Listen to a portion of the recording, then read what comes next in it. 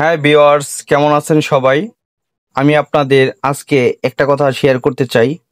যখনই সময় পান অবশ্যই কোথাও না কোথাও ঘুরেন। আপনার মনের শান্তি এবং আপনি প্রকৃতির কাছে আসুন, আপনার ভালো লাগবে। তাই আজকে আমি চলে এসেছি গাজীপুরে, গজারি বনে। হৃদয় জুড়ানো এক কথায় এই দৃশ্যটা। গজারি বন এসে পাখির কিচিরমিচির ডাক এবং বনের ভিতর দিয়ে রাস্তাটা আমার অনেক ভালো লাগে। অনেক ভালো লাগে এক কথায়। আমি এরপর চলে যাই আমার মামাকে সঙ্গে নিয়ে। আমাদের উদ্দেশ্যটা ছিল গজারিবন, বনখড়ি, শ্রীনগরে আমরা ঘুরব। তো তাই বনখড়ি দিয়ে আমরা বেরিয়ে যাচ্ছি। অনেক সুন্দর একটা রাস্তা। আমাদের দুজনের অনেক আনন্দ উপভোগ করি এই রাস্তায় এসে। আমাদের অনেক ভালো লাগে।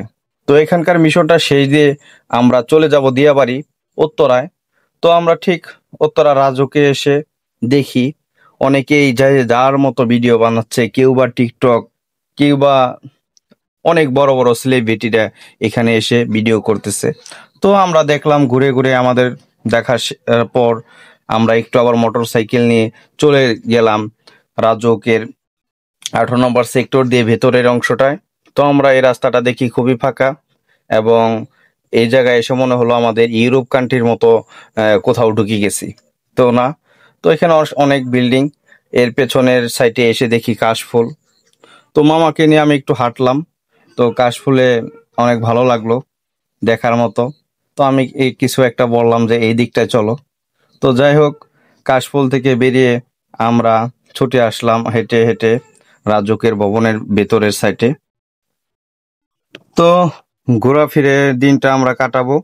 তো বিকাল সন্ধ্যা অবধি আমরা এই এরিয়াটায় আছি। আমরা এরপর মেট্রো রেলও যাব।